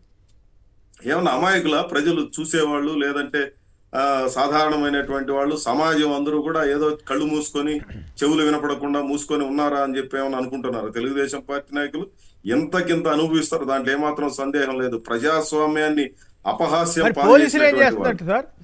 పోలీసులు ఏం చేస్తున్నట్లు? అదే నేను అంటున్నాను, అదే పోలీసులందరూ ఎస్పీ గారు స్వయంగా వచ్చి గంగజాతర చూస్తున్నారు, ఇక్కడ గంగజాతర ఏమైనా జరుగుతుందో చూస్తున్నారని చెప్పి పోలీసుల మీద మండిపడినాడని చెప్పి ఈరోజు వార్తలు చూసినాం. కనీసం నియంత్రించలేదు, లేకపోతే ఏమీ పట్టించుకోలేదు. కోర్టు ఇచ్చింది డైరెక్షన్, ఈరోజు తిరుపతిలో కార్పొరేటర్లకి రక్షణ కల్పించండి అని చెప్పేసి కోర్టు తీర్పిచ్చింది. వైసీపీ తరఫున డిప్యూటీ మేయర్ అభ్యర్థిగా ఉన్నటువంటి ఆయన కూడా ఆయన ఆస్తుల మీదకి డైరెక్ట్ గా ధ్వంసం చేయడానికి వెళ్ళారు వీళ్ళంతా కూడా, మున్సిపాలిటీ వాళ్ళంతా కూడా. అంటే ఇన్ని రోజులు ఆయన ఆక్రమణలు కనపడలేదు, ఆయన అక్రమాలు కనపడలేదు. ఎన్నికల్లో ఆయన క్యాండిడేట్ అవుతానే పోయి దౌర్జన్యానికి, బిల్డింగ్లు కూర్చడానికి పోతాంటే ఏమి జరుగుతోంది? ఈ రకమైనటువంటి పద్ధతిని ఎవరైనా హర్షిస్తారా? Right, okay. ఇది ఏమాత్రం సమర్థనీయం కాదు. దీన్ని చాలా తీవ్రంగా సంక్షిప్తంగా ఒక మాటలు చెప్పండి. పద్మభూషణ్ బిరుదాంకితుడైన బాలకృష్ణ హిందూపూర్లో మొత్తం పార్టీని మార్చేసి పార్టీ ఫిరాయింపులు ఎంకరేజ్ చేసి అట్లా చేయటాన్ని మీరు సమర్థిస్తారా? ఇటువంటి వాళ్ళకి పద్మభూషణ్ ఇవ్వటం మంచిదేనా? ఎందుకు సమర్థిస్తాం సార్ ఇట్లాంటి వాటిని? లేదా ఇట్లాంటి వాటిల్లో స్పెషలిస్ట్ కాబట్టి పద్మభూషణ్ వచ్చింది ఆయనకి. ఏదో వీళ్ళు అంతా నటనా కౌశల్యం చాలా గొప్ప, ఆయన ఎంత గొప్ప నటుడైనప్పటికీ ఈ రకమైనటువంటి అవలక్షణాలు ఉన్నాయి కాబట్టి ఇట్లాంటి అవలక్షణాలు ఉన్నటువంటి వాళ్ళకి ఇట్లాంటివి వస్తున్నాయి. దాంట్లో ఎవరు మంచి వాళ్ళు లేరని కాదు, కానీ అత్యధికులకి ఈ రకమైనటువంటి పద్ధతుల్లో ఉన్నటువంటి వాళ్ళకే వస్తున్నాయి ఇట్లాంటి భూషణాలన్నీ కూడా. రైట్. గోపాల్ రెడ్డి గారు వైఎస్ఆర్ కాంగ్రెస్ పార్టీ ప్రధాన కార్యదర్శి చిత్తూరు జిల్లా నుంచి మాట్లాడుతున్నారు. గోపాల్ రెడ్డి గారు నమస్కారం, మాట్లాడండి సంక్షిప్తంగా. నమస్కారం సార్. నమస్కారం. నేను ఆద్యంతము ఈ ప్రజాస్వామ్యంలో చొరబడతా ఉంటే కేవలం ఒక బస్సులో మేము పోలీసు వాళ్ళంతా మేము తీసుకెళ్తామని నమ్మకంతో కరుణాకర్ గారి నుంచి భయం చూపెట్లో మా కార్పొరేటర్లంతా వెళ్తూ ఉంటే మేము ట్రాకింగ్ పెట్టుకుని చూస్తే యూనివర్సిటీ కాడి గేట్ గారు ఆపేసి బృందాలంతా తీవ్రంగా బస్సులంతా పాల్గొట్టి భయోపితులైన ఎంపీ సమక్షంలో, ఎమ్మెల్సీ సమక్షంలో, మహిళా మేయర్ సమక్షంలో ఈ విధంగా దాడులు జరుగుతూ ఉంటే ఏమాత్రం నిమ్మకు నీరెత్తినటువంటి పోలీసులంతా అసలు ఏం చేస్తున్నారో అర్థం కాల. ఎస్పీ గారి కరుణాకర్ గారు ఫోన్ చేస్తే నేను చూస్తానులేండి అంటే ఎంత సింపుల్ గా మాట్లాడతారండి, ఎంత ఘోరం అండి. ఆ విధంగా తిరుపతిలో జరుగుతూ ఉంటే ఇప్పుడు మామూలుగా ఏ సనాతన ధర్మం చెప్పిందండి, ముందు దించుకొని వచ్చాడు పవన్ కళ్యాణ్ గారు సనాతన ధర్మం అని. మహిళలు కూడా ప్రశ్నిస్తే కుక్కలు అంటున్నారు. ప్రశ్నించగా ఏ సనాతన ధర్మం గురించి పెద్ద బొట్టు పెట్టుకుని తిరిగి పవన్ కళ్యాణ్ గారు ఏం సమాధానం చెప్తారండి? ప్రజాస్వామ్యాన్ని గురించి ఏం చెప్పిందా? సనాతన ధర్మం ఏమన్నా అంటే అట్లా కాదు. అంటే ఆ సనాతన ధర్మం అన్నది ఒక్కరోజే లేండి, ఆ డ్రెస్ ఆ వేషం సనాతన ధర్మం లేదండి. ఎమ్మెల్యే గారు మా ఎమ్మెల్యే గారు వెంకటగిరి గారికి కార్పొరేటర్ అయిన వెంకటేష్ గారిని కొడుతూ ఉంటే మీ ఇంటి నుంచి బయలుదేరడానికి కార్లు అడ్డుపెట్టేశారు పోలీసు వాళ్ళు. కరుణాకర్ రెడ్డి గారు అతను కార్పొరేటర్ రక్షించుకోవాలి బయటకు పోతా ఉంటే 4 గేట్లకి కార్లు అడ్డుపెట్టారు పోలీసు వాళ్ళు. అది సనాతన ధర్మమా? ఎక్కడున్నామండి? వేరే గోయింగ్ అంటూ ఉంటాడు ఆయన చంద్రబాబు నాయుడు. వేరే గోయింగ్ అని ఆయనే చెప్పమని చెప్పండి. అంటే లోకేష్ గారు రెడ్ బుక్ ఉంది కదా, రెడ్ బుక్ జనంతో వాళ్ళ తప్పు ఉందని నేను అంటలేదండి. చంద్రబాబు గారు తప్పు లేదు, లోకేష్ గారు తప్పు లేదు, పవన్ కళ్యాణ్ తప్పు లేదు. వాళ్ళు చెప్పారు మేము ఇట్లాగే చేస్తాం మీరు అని చెప్తే కూడా అవును మీరే కావాలని వేయించుకున్నారు. రెడ్ బుక్ పాలనని చెప్పిన రోజునే జనం నిలదీసి రెడ్ బుక్ ఏంటా అని జనం ఎవరన్నా అడిగారా? అడిగుంటే పోనీ జగన్ ప్రభుత్వం కూడా పట్టించుకోవాలి సార్, ఏదో మాట్లాడుతున్నాడు లేని. ఇప్పుడు వాళ్ళు ఒరిజినల్ స్వరూపం చూపిస్తున్నారు. జనందే తప్పు తప్ప వాళ్ళది ఎట్లా అవుద్ది అనేది నా ప్రశ్న. అంతవరకు డైలీ ప్రజలు అడిగే వ్యవస్థ ప్రజాస్వామ్యం లేదు. లేదు, ప్రజాస్వామ్యం లేదు. ప్రజాస్వామ్యం ఉంటే పోలీసులు చూస్తా ఎట్లా కూర్చుంటారు, ప్రేక్షక పాత్ర వహిస్తారు. కరుణాకర్ రెడ్డి గారు ఫోన్ చేస్తే కనీసం రిప్లై సరిగా ఇవ్వని ఎస్పీలు ఉంటే ఈ దేశం ఎడిపోతుంది. రైట్, కంప్లీట్ చేయండి. ఒకే గుడి కింద ఉండే నలుగురు కిడ్నాప్ అయిన ఈ కార్పొరేటర్లు ఒకే గుడి కింద ఉండి డిఫరెంట్ ప్రదేశాల్లో ఉన్నాము, మమ్మల్ని ఎవరు తీసుకోలేదు, మేమే అడిగి కూర్చున్నాం, సాయంత్రానికి వస్తామని ఈ విధంగా చేస్తా ఉంటే తెలుగుదేశం సంబంధించిన శ్రీధరవర్మ వ్యక్తి వాళ్ళందరినీ చిత్రీకరించి ఎక్కడ నమ్మాలి సార్? ఏం చేస్తాం, అట్లా అయిపోయింది. రెడ్ బుక్ పాలన కదా. ఇవాళ ఏమవుతుంది, రెడ్ బుక్ పరిపాలన. అప్పుడు అంబేద్కర్ రాజ్యాంగం లేదు, అవసరం లేదు, రెడ్ బుక్ పాలనే అంత. ఏపీ అంటే రెడ్ బుక్ పాలనే, మా ఇష్టం మా రాజ్యం అంటున్నారు వాళ్ళు. చాలా గతంలో జరిగినా జరగకపోయినా పచ్చి అబద్ధాలు ప్రచారం చేసినటువంటి ఈనాడు, ఆంధ్రజ్యోతి వాళ్ళు మాత్రం సుభిక్షంగా గతంలో జరిగాయంట. ఇప్పుడు పద్మభూషణ్ బాలకృష్ణ గారు వెళ్ళి అవి మొత్తాన్ని మార్చేసి పార్టీ మార్పిచ్చేస్తే గొప్ప విషయం అంట. సో ఈ పరిస్థితి చిత్తూరు తిరుపతిలో బస్సు మీద రాళ్ళేస్తే ప్రజాస్వామ్యం అంట. ఇంత దౌర్భాగ్యంగా మీడియా తయారైన తర్వాత ఏం చేస్తే పోలవరం ఎత్తు పెంచడం సిగ్గు లేదా అని కూటమి నేతల్ని ప్రశ్నిస్తున్నాడు చలసాని శ్రీనివాస్ గారు, ఆంధ్ర మేధావుల ఫోరం కన్వీనర్. అలా మరి పోలవరం ఎత్తు తగ్గింపు వద్దు అంటూ వైవి సుబ్బారెడ్డి గారు ఢిల్లీలో పార్లమెంట్లో కూడా చాలా గట్టిగా గళమెత్తి వినిపించారు. ఇది చంద్రగ్రహణం, రాష్ట్రానికి పట్టిన చంద్రగ్రహణం అని అంటున్నారు. ముందుగా రాజీవ్ తలొక్క 2 నిమిషాల చొప్పున మాట్లాడండి దయచేసి. అలాగే దాంతోపాటు ఇది కూడా మాట్లాడేసేయండి, టైం తక్కువ ఉంది కాబట్టి. సంపద సృష్టించిన తర్వాతే సంపద ఏమంటారు, సంపద సృష్టించకపోతే అభివృద్ధిని చౌకబారు అవసరాల కోసం పట్టాలు తప్పించడం సరికాదు. చౌకబారు అవసరాలంటే సూపర్ సిక్స్ హామీలా? అట్లాగే సంపద సృష్టించిన తర్వాతే పంచే హక్కు ఉంటుందంట. మరి ఎట్లా అండి ఇది? మరి పాయింట్ అప్పుడు చెప్పారా? ఇది చౌకబారు అవసరాలు అన్న పదం నాకు అర్థం కావట్లేదు. సో పోలవరం ఏది చౌకబారు అవసరం? సార్, ముందుగా పోలవరం అనేటువంటిది రాష్ట్రానికి ఓ వరం, అదో జీవనాడి. అందరం కూడా ఎన్నో ఏళ్ళగా వింటున్నటువంటి మాటే. మరీ ముఖ్యంగా ఏమిటంటే మా ఉత్తరాంధ్ర ప్రాంతానికి పోలవరం వల్ల, ముఖ్యంగా విశాఖపట్నానికి నీళ్లు తీసుకురావాలి. Main Polavaram left main canal, right main canal ద్వారా మాకు సంబంధించి మా విశాఖపట్నానికి వచ్చే కెనాల్ పనులు అయితే ఇంకా పూర్తి కానే లేదు.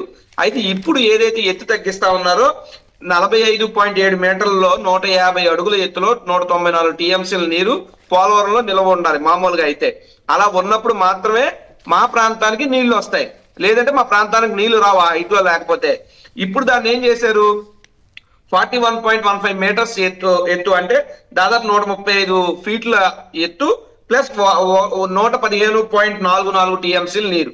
దీన్ని యాక్చువల్లీ ఇది ఎప్పుడు జరిగిందంటే సార్ 28 ఆగస్టు 2024 కేంద్రం నిర్ణయం తీసుకుంది. దాన్ని సెప్టెంబర్ నెలలోనే కేంద్ర ప్రభుత్వం రాష్ట్ర ప్రభుత్వాన్ని తెలియజేసింది. కానీ రాష్ట్ర ప్రభుత్వం కనీసం దాని మీద ప్రతిస్పందించకుండా దాన్ని అంగీకరించేసి ఈ రోజు రాష్ట్రానికి, మరీ ముఖ్యంగా ఉత్తరాంధ్ర ప్రాంతానికి చంద్రబాబు నాయుడు చరిత్రహీనుడిలా మారి తీవ్రమైనటువంటి అన్యాయం చేశాడు. మా ప్రాంతంలో ఉన్నటువంటి ప్రజలు ఎవరు కూడా గుక్కు నీళ్ళకి, ఇప్పుడు మేము బాగానే ఉంటాం సార్, రేపు 20 ఏళ్ళ తర్వాత 10 ఏళ్ళ తర్వాత మా ప్రాంతంలో నీళ్లు కరువు వచ్చి మా ప్రాంతం సర్వనాశనం అయిపోద్ది పోలవరం అనేటువంటిది లేకపోతే. ఈ పాపం ఖచ్చితంగా చంద్రబాబు నాయుడు ఇప్పటికైనా వాళ్ళు మేల్కోవాలి. మీకు ఇంకో విషయం చెప్తున్నాను సార్, ఉత్తరాంధ్ర అంటే జలగా తెలంగాణ కంటే కూడా, అంటే తెలంగాణ రాష్ట్రం ఇమ్మని అడిగినప్పుడు ఈ ఆంధ్ర రాష్ట్రం మొత్తంలో ఏ ప్రాంతాలు వెనకబడ్డాయని శ్రీకృష్ణ కమిటీ ఒక నివేదిక తయారు చేస్తే వాళ్ళు ప్రాంతాలన్నీ తిరిగితే తెలంగాణ కంటే కూడా వెనకబాటు గురైనటువంటి ప్రాంతం మా ఉత్తరాంధ్ర ప్రాంతం సార్. ఆకలి కేకల నుండే శ్రీకాకుళం జిల్లా అడవుల నుంచే నక్సలిజం, కొండపల్లి సీతారామయ్య గారు పుట్టినటువంటి చరిత్ర మా ఉత్తరాంధ్ర ప్రాంతాన్ని. అటువంటి ఉత్తరాంధ్ర ప్రాంతానికి గతంలో ఏం జరిగింది, ఇప్పుడు ఏం జరిగింది అన్నది ప్రజలు గమనించాలని చెప్పి నేను విన్నవిస్తున్నా. ఎందుకంటే జగన్మోహన్ రెడ్డి గారు ముఖ్యమంత్రి అయిన తర్వాతే పాడేరుకు మెడికల్ కాలేజ్, నర్సీపట్నానికి మెడికల్ కాలేజ్, విజయనగరానికి medical college, Mulapeta port, Infosys, TCS, Yokohama tyres, Uddanam drinking water project, Uddanam kidney research centre hospital, లేదు తీసుకుంటే స్టీల్ ప్లాంట్ ని ప్రైవేట్ పరం కాకుండా ఉద్యమ రూపంలో అడ్డుకోవడం కానీ, రైల్వే జోన్ తీసుకురావడం కానీ, ఇవి ఇన్ఆర్బిట్ మాల్ కానీ, ఎన్ఐడి ఫ్లైఓవర్ కానీ, సిఆర్ఏ మ్యూజియంలు కానీ, నగర ఉత్తరాంధ్ర ప్రాంతం అభివృద్ధి కానీ, పరిపాలన వికేంద్రీకరణ 3 జిల్లాలు 6 జిల్లాలు చేసి 3 ఎస్పీలు 3 కలెక్టర్లను పెట్టి పరిపాలన వేగవంతం చేయడం కానీ, ఇవన్నీ జగన్మోహన్ రెడ్డి గారు ఉత్తరాంధ్ర కోసం చేశారు sir. But it's our bad fate. ప్రజలు తీసుకున్నటువంటి ఒక తప్పు నిర్ణయం. అది ప్రజలు అత్యాశకు పోయారా, లేదా ప్రజలు నమ్మారా, లేదా జగన్మోహన్ రెడ్డి గారి కన్నా ఎక్కువ ఇస్తారని చెప్పి ఆలోచన చేశారా ఏమో తెలియదు. కానీ ప్రజలు ఇచ్చినటువంటి తీర్పు వల్ల ఎంత అభివృద్ధి చెందినటువంటి ఉత్తరాంధ్ర ఈ రోజు మీరు చూడండి. Railway zone KR line, KK line లేకుండా పోయింది. అదే విధంగా పోలవరం సర్వనాశనం అయిపోయింది. Steel plant మూసేస్తున్నారు. ఉత్తరాంధ్రకి జీవనాడి సుజల స్రవంతి అంటారు. మరి నేను అడుగుతున్నా, ఇప్పుడు ఆ కూటమి ప్రభుత్వం నాయకత్వంలో ఉన్నటువంటి కొనతాల రామకృష్ణ గారు మాజీ మంత్రి, ఆయన మాట్లాడితే సుజల స్రవంతి అని చెప్పి సంతకాల సేకరణ అని చెప్పి వీధి వాడ తిరిగారు. పెద్ద ఆయన అంటే నాకు గౌరవం ఉంది. కానీ మీ ప్రతిస్పందన ఏది? మీరు ఎందుకు మౌనంగా ఉన్నారు? ఇన్నాళ్ల పాటు సరే ఇక్కడ స్థానిక నాయకత్వం విశాఖపట్నంలో ఉండదు, అందువల్ల మనకు ఇబ్బందులు అని చెప్పి వీళ్ళందరూ మాట్లాడుతున్నారు కదా. సరే స్థానికేతలను వదిలేయండి. మరి స్థానికులుగా ఉత్తరాంధ్ర ప్రాంతంలో ఉన్నటువంటి ఎర్రనాయుడు కొడుకు ఈ రోజు కేంద్ర మంత్రిగా ఉన్నాడు. నేను ఛాలెంజ్ చేస్తున్నా రామ్మోహన్ నాయుడికి, కమాన్ రామ్మోహన్ నాయుడు, పోలవరం ఎత్తు తగ్గించారు కదా, తిరిగి గతంలో ఉన్నటువంటి ఎత్తును పెంచాలి, లేదంటే నేను రాజీనామా చేస్తానని చెప్పు. అప్పుడు ఎర్రనాయుడు కొడుకుగా నీ జీవితానికి ఒక సార్థకత ఉంటుంది. కేంద్ర మంత్రి అయినంత మాత్రాన కాదు. బండారు సత్యనారాయణమూర్తి కానీ, లేదా స్పీకర్ గా ఉన్నటువంటి అయ్యన్న పాత్రుడు కానీ, కమాన్ మీ పదవులు త్యాగం చెయ్యండి. ఇదే స్టీల్ ప్లాంట్ కోసం గతంలో 67 మంది శాసనసభ్యులు రాజీనామా చేసి స్టీల్ ప్లాంట్ సాధించినటువంటి చరిత్ర ఉత్తరాంధ్రకు ఉంది. ఈ రోజు పోలవరం వల్ల ఉత్తరాంధ్ర సర్వనాశనం అవుతుంది, పోలవరం ఎత్తు తగ్గించడం వల్ల. దీనికి ఖచ్చితంగా చంద్రబాబు నాయుడు అనే వ్యక్తి ఉత్తరాంధ్ర ప్రాంతం మీద, విశాఖపట్నం మీద కక్ష కట్టాడు. ఖచ్చితంగా వాళ్ళ రియల్ ఎస్టేట్ వాటికి ఏదైతే అమరావతిని ప్లాన్ చేసుకుంటున్నారో దానికి సమాంతరంగానో దానికన్నా చాలా తారాస్థాయిలో విశాఖపట్నం ఉంది. ఈ నగరాన్ని, ఈ ప్రాంతాన్ని భవిష్యత్తు లేకుండా చేయాలి అంటే నీళ్లు లేకుండా చేస్తే చాలు, స్టీల్ ప్లాంట్ లాంటి ఒక కర్మాగారాన్ని తరిమేస్తే చాలు, ఉత్తరాంధ్రని నాశనం చేస్తే అప్పుడు వాళ్ళకి అక్కడ రియల్ ఎస్టేట్ బాగుంటది అనేటువంటి ఒక దుర్మార్గమైనటువంటి ఆలోచనతో ఈ రోజు పోలవరం ఎత్తు తగ్గిస్తూ మా ప్రాంతానికి నీళ్లు లేకుండా చేస్తున్నాడు. ఇది తీవ్రమైనటువంటి అన్యాయం. నేను అభ్యర్థిస్తున్నాను రాజకీయాలకు అతీతంగా ఈ ప్రాంతంలో పుట్టినందుకు, ఈ మట్టి మీద పుట్టినందుకు, ఈ ప్రాంత నీళ్లు తాగినందుకు సిగ్గు, శరం, రోషం, పౌరుషం, మానవ అభిమానం ఉన్న ప్రతి ఒక్కరూ కూడా ఈ రోజు రోడ్లపైకి రావాలి. స్టీల్ ప్లాంట్ కోసం ఉద్యమించడమే కాదు, పోలవరం కోసం కూడా ఉద్యమించాలి. పోలవరం ఎత్తుని మళ్ళీ ఆ స్థాయిలోనే, పై స్థాయిలో అంటే తగ్గించకుండా ఇంతకు ముందు ఉన్నటువంటి స్థాయిలోనే పోలవరం ఎత్తును ఉంచేలాగా కేంద్రం మీద ఒత్తిడి పెంచే విధంగా ఉద్యమ కార్యాచరణ రూపొందించాలి. అందరం కలిపి జేఏసీగా ఏర్పడాలి. లేదు అంటే రాజకీయాలు ఈ రోజు ఉంటాయి, రేపు పోతాయి. నాయకులు ఈ రోజు మనం పుడతాం, రేపు చేస్తాం. భవిష్యత్తు తరాలు చరిత్ర మొత్తం కూడా చీ కొడుతూనే ఉంటది. మనం క్షమించడానికి నేరం, ద్రోహం చేసిన వాళ్ళు అవుతాం. చంద్రబాబు నాయుడు గారు మీరు తప్పుని సరిదిద్దుకోమని చెప్పి నేను డిమాండ్ చేస్తా ఉన్నాను ఆయన్ని. రైట్. విజయబాబు గారు చెప్పండి, ఈ ఎంపీలకు సిగ్గు లేదు, కూటమి నేతలకు సిగ్గు లేదు, పవన్ కళ్యాణ్ ఏం చేస్తున్నాడని చలసానికి గట్టిగానే ప్రశ్నించారు. మరి ఆయన చంద్రబాబు గారిని కూడా ప్రశ్నించారు లేదు తెలియదు. కానీ మొత్తం మీద కూటమి ఎంపీలందరూ సిగ్గు లేకుండా వ్యవహరిస్తున్నారన్నారు. ఆ వ్యాఖ్యలతో మీరు ఏకీభవిస్తారా? నిజంగానే పోలవరానికి జరుగుతున్న అన్యాయం మీద సంక్షిప్తంగా మీ వ్యాఖ్య ఏమిటి?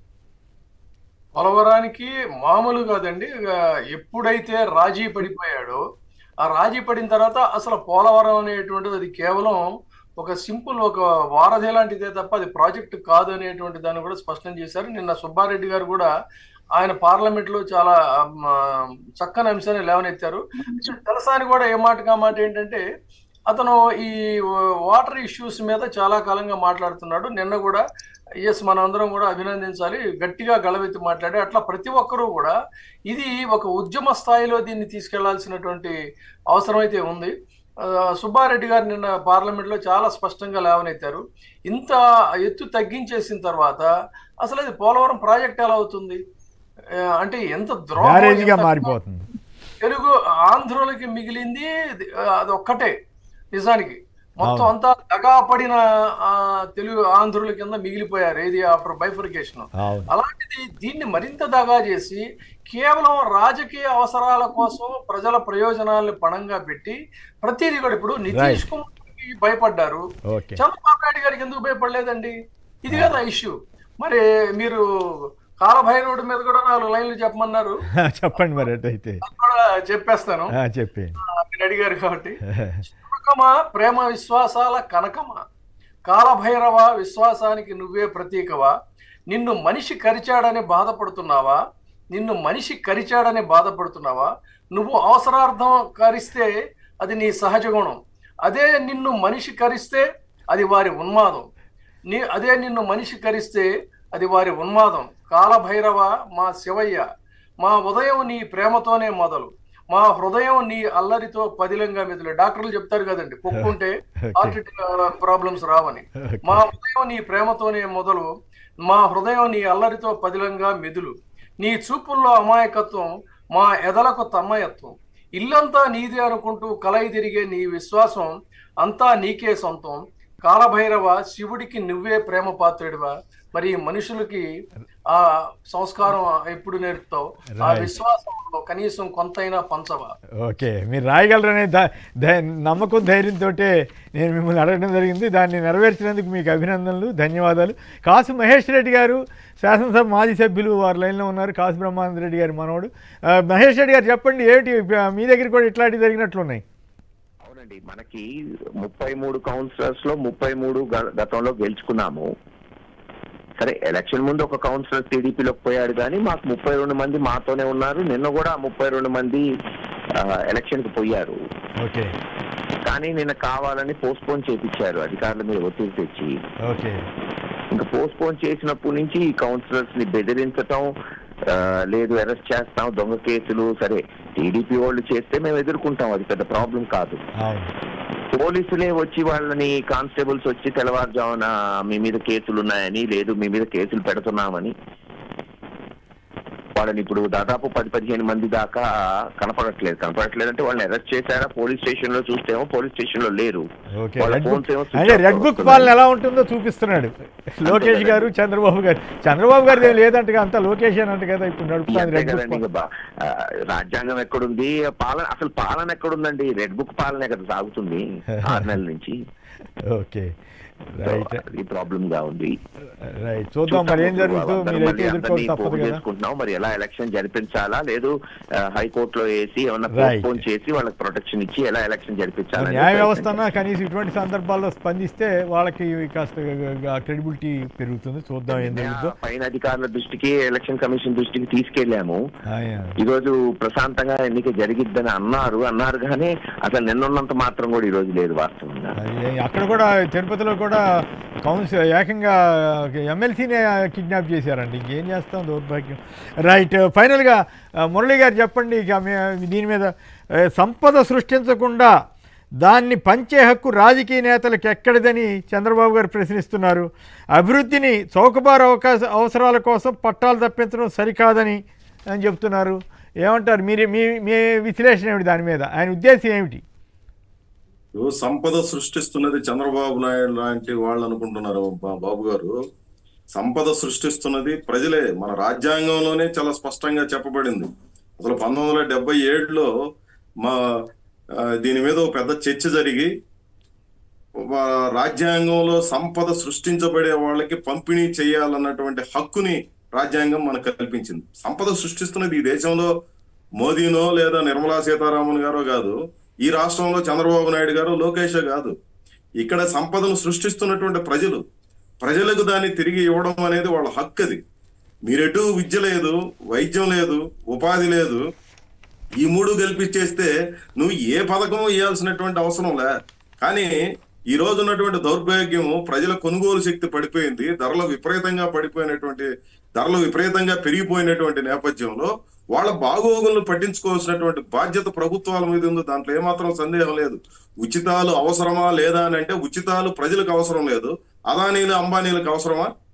అదానీలు అంబానీకి రాష్ట్రాన్ని మొత్తం సాగిలపరిచి చంద్రబాబు నాయుడు గారు పనిచేస్తా ఉంటే, రోడ్ల దగ్గర నుంచి, పోర్టుల దగ్గర నుంచి, సహజ వనరుల దగ్గర నుంచి, విద్యుత్ దగ్గర నుంచి అన్ని ఎత్తుకొని పోయి అదానీ గారి కాళ్ళ దగ్గర పోసేస్తా ఉంటే, అంబానీ కాళ్ళ దగ్గర పోసేస్తా ఉంటే వాళ్ళకి హక్కుందా? సంపదను సృష్టిస్తున్నటువంటిది అదానీలు అంబానీల? మొదట ప్రజలకి మీరేమో అంబానీ అదానీ గురించి చెబుతున్నారు, మళ్ళీ మీరేమో చౌకబారు అవసరాల కోసం అభివృద్ధిని పట్టాలు తప్పిస్తారా అంటున్నాడు. చౌకబారు అవసరాలంటే ఆయన దృష్టిలో ఏమై ఉంటాయి? చౌకబారు అవసరాలంటే చంద్రబాబు నాయుడు గారు గతంలో ముఖ్యమంత్రిగా ఉన్నటువంటి రోజుల్లో కూడా చర్చ పెట్టేది కదా. ₹2 బియ్యం పథకం వద్దు, లేదంటే ఈ సబ్సిడీలు వద్దు, పౌర వ్యవస్థలో 3 రెట్లు ఎక్కువిస్తానన్నాడు కదా. జగన్ గారు 70,000 కోట్లు అవుతాయంటే కాదు, నేను 150,000 కోట్లు పంచుతానన్నాడు కదా. ఇప్పుడు చౌకబారు అవసరాల కోసం పంచనంటాడు. అంటే సూపర్ 6 ఆయన దృష్టిలో చౌకబారు అవసరమా, లేదు అభివృద్ధి కింద చూస్తాడు ఆయన? ఆయన ఏమనుకుంటున్నాడో ఆయన చెప్పాల్సినటువంటి అవసరం ఉంది. ఒక్కటి మాత్రం వాస్తవం సార్, ఎన్నికలకు ముందు చెప్పిన దానికి ఎన్నికల తర్వాత చంద్రబాబు నాయుడు గారు అనుసరిస్తున్నటువంటి పద్ధతి ఏంటంటే, ఎన్నికలకు ముందు నేను అదానీలు అంబానీలకి రాష్ట్రాన్ని రాసి పెడతానని చెప్పి గెలిచుంటే దాన్ని అర్థం చేసుకోవచ్చు. ఎన్నికలకు ముందు ప్రజలకు పంచి పెడతానని చెప్పాడు కదా, ఈ రోజు ప్రజలకు పెంచాల్సిన అవసరం లేదు అని చెప్పి మాట్లాడడం అంటే బాధ్యత రాహిత్యం. అవసరం లేదంటే అదో రకం చౌకబారు అవసరాలు అంటున్నాడు, అది విశేషం. మరి ఆయన దృష్టిలో ఏమిటో చౌకబారు. ఏమైనా మాట్లాడగలడు ఆయన, నాలుగు మడత పెట్టి ఏదైనా మాట్లాడగలడు. అందుకనే ఆయన క్యారెక్టర్ కి సంబంధించిన సమస్య అది. వ్యక్తిత్వంతో వ్యవహరించాలి. ముఖ్యమంత్రి స్థాయిలో ఉండే ఆయన ఏ రోజు ఏ రోటికాడ ఆ పాట అన్నట్టుగా ప్రవర్తిస్తే ఏం గౌరవం ఉంటుంది? మరొకసారి చదివినిపిస్తాను. సంపద సృష్టించకుండా దాన్ని పంచే హక్కు రాజకీయ నేతలకి ఎక్కడిదని చంద్రబాబు గారు ప్రశ్నించారటండి. ఢిల్లీది వైఫల్య నమూనాన్ని కూడా ఆపుని విమర్శించాడు. అంతకుముందు ఆపు బ్రహ్మాండంగా చేసిందన్నారు. అట్లాగే సంపదను కొందరు సృష్టిస్తే కొందరు వచ్చి నాశనం చేస్తారంట. మరి సృష్టించిన సంపద ఏంటో ఎవరు నాశనం చేశారో. మరి అదే టైంలో అభివృద్ధిని చౌకబారు అవసరాల కోసం పట్టాలు తప్పించడం సరికాదు అని చెప్తున్నాడు. ఎవరన్నా అభివృద్ధి చేయరన్నా? మరి పోర్టులు కట్టింది ఎవరు, మెడికల్ కాలేజీలు తెచ్చింది ఎవరు? ఇందాక రాజు డీటెయిల్డ్గా ఒక్క ఉత్తరాంధ్రకే వివరించారు. మొత్తం అన్నీ చెప్పాలంటే ఆయనకి ఎంత సమయం పడద్దు. మరి అంత అభివృద్ధి కాదంట. చౌకబారు అవసరాలు సూపర్ 6 మాత్రం అభివృద్ధి, మిగతాయి చౌకబారు అవసరాలా ఏమిటో. మరి ఆ చౌకబారు అవసరాలంటే ఆయన దృష్టిలో ఇప్పుడు సూపర్ 6 హామీలు అడిగితే అవి చౌకబారు అవసరాల కింద తేలుస్తాయా? లేదు మరింత గట్టిగా అడిగితే నాగబాబు గారు పవన్ కళ్యాణ్ గారు కూడా మరి ఆ మాట ఒప్పుకుంటాడో ఏమో, కుక్కలని నక్కలని తిడతారేమో. సో మొత్తం మారిపోతున్నటువంటి పరిస్థితికి ఆంధ్రప్రదేశ్ అద్దం పడుతోంది. ఒకవైపు రెడ్ బుక్ పాలన, రాజకీయ పాలన కాకుండా రాక్షస పాలన, ఇంకోవైపు కుక్కలు నక్కలని తిడతాం, ఇంకోవైపు ఏమో సూపర్ 6 కాదు చౌకబారు అవసరాలని చెప్పటం. ఏమిటో మరి ప్రజలు ఎట్లా భరిస్తారో ఏంటో చూద్దాం. విజయబాబు గారు, కొండా రాజీవ్ గారు, మురళి గారు, అలాగే కాసు మహేష్ రెడ్డి గారు పలువురు మాట్లాడారు. అందరికి కూడా ధన్యవాదాలు. ఇది నేటి చర్చా కార్యక్రమం. నమస్కారం.